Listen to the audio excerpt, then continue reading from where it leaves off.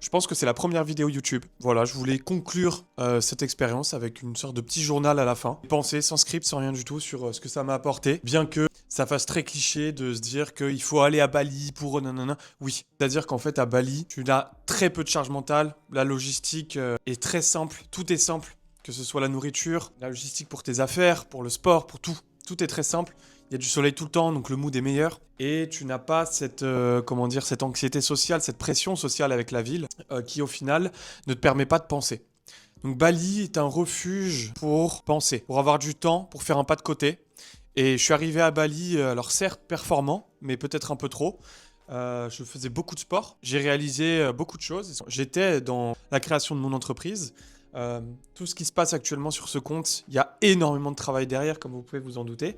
Et voilà, je suis arrivé au final assez stressé. Et puis je me suis posé un moment, ça faisait 3-4 semaines que j'étais à Bali, en me disant, mais mec, t'es à Bali, pourquoi est-ce que t'es angoissé? Pourquoi il y a des matins, tu te lèves et t'as pas envie de te lever? Et c'est des questions qui ont été très compliquées. J'ai fait une grosse introversion sur moi-même. Au final, je pense que la plus grosse leçon, c'est d'avoir appris à être fier de moi, à me récompenser, me rendre compte du travail qui a été effectué ces derniers mois, où j'ai pas arrêté entre entraînement, entre quitter mon taf, m'isoler parfois socialement, disant au revoir à beaucoup de choses, vie relationnelle, vie de couple, vie tout court. Je pense que être à 400 à l'heure aujourd'hui, c'est quelque chose qui est promu, voire plébiscité. Et d'accord, je l'atteste. Oui, il y a des jours, il faut travailler 7-7 quand tu montes ta boîte. C'est la traversée du désert et compagnie. Mais je pense également que le travail peut être une drogue. Et j'ai vite été drogué par ça.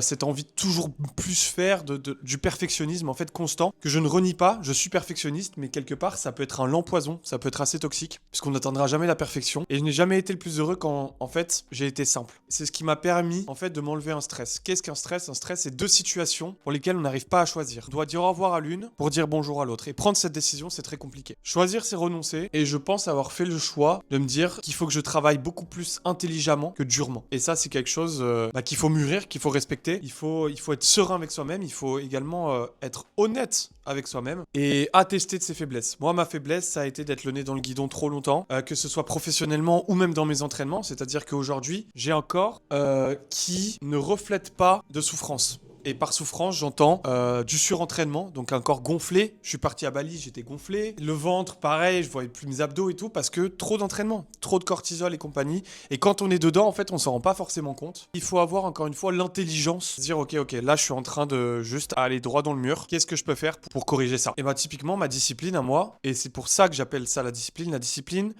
aller au sport tous les jours, c'est pas de la discipline pour moi. C'est quelque chose que j'aime. 2 séances de jambes par semaine, ça, c'est de la discipline. Je déteste ça.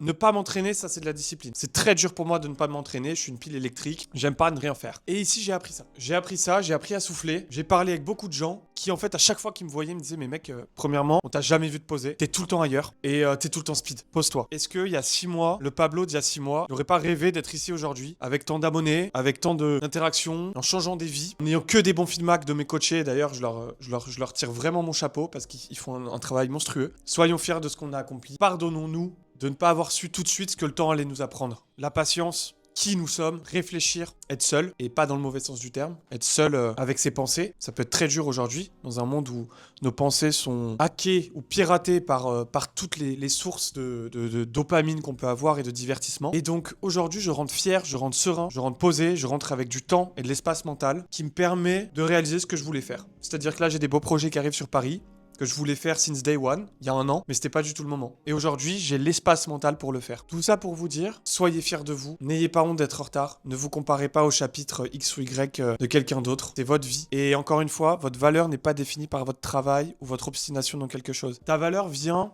du moment où tu réalises, est-ce que je suis dans le bon chemin? Est-ce que là, je ferais pas un peu trop? Ou est-ce que je fais tout ça pour combler plutôt que pour le sens? Personne va se souvenir de moi parce que je poste une fois par jour. Non, aujourd'hui, ma valeur, c'est d'aider les gens, c'est d'être honnête avec eux, de transmettre et d'avoir des messages de mes coachés qui me disent, bah aujourd'hui, j'ai franchi la porte de la salle alors que j'osais pas. Ça, on s'en souviendra. Ça, je m'en souviendrai et ça, c'est ce qui me fait du bien. Si demain, je sais pas quoi faire, et ça vient d'un podcast que j'avais écouté de Naval Ravikant qui dit Productize yourself. Qu'est-ce que tu serais en produit? Et là, je vais utiliser la métaphore de la grande récré. Je m'étais dit, demain, je suis avec mon fils ou ma fille à la grande récré. Il y a une boîte. Et dedans, au lieu d'avoir Action Man, il y a Pablo Man. Qu'est-ce qu'il y a écrit sur la boîte? Quelles sont mes particularités? Pourquoi est-ce qu'on m'achète?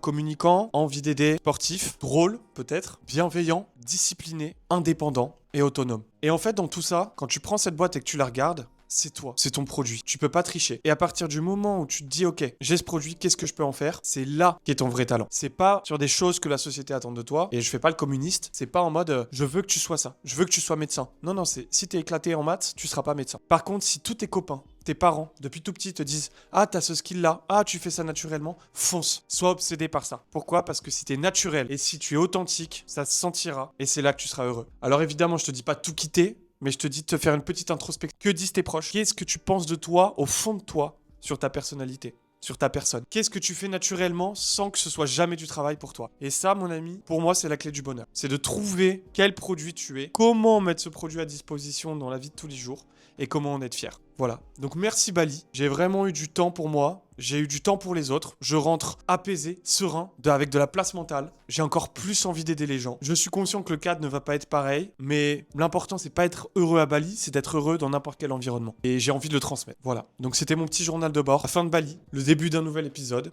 Et je reviens quoi qu'il arrive très bientôt à Bali. Je vous en dirai plus, j'ai de beaux projets ici. Et pour l'instant, j'ai très envie de vous rencontrer, de parler avec vous, de continuer mon contenu, d'améliorer ci, d'améliorer ça. Et toujours en fait répondre au produit que je suis, à savoir Pablo X fucking Discipline. Bonne journée ou bonne soirée les amis. Je continuerai ce format long de temps en temps sur YouTube. J'apprécie beaucoup le faire, j'apprécie parler sans script. Merci pour votre temps à tous ceux qui ont regardé. Je pense que c'est la première vidéo YouTube. Si vous a plu, écoutez, un petit like. Si vous avez besoin d'aide aujourd'hui, il y a en commentaire, formulaire, on avance ensemble, coaching, discipline, tout ce que tu veux. À très vite l'équipe, on se retrouve à Charles de Gaulle.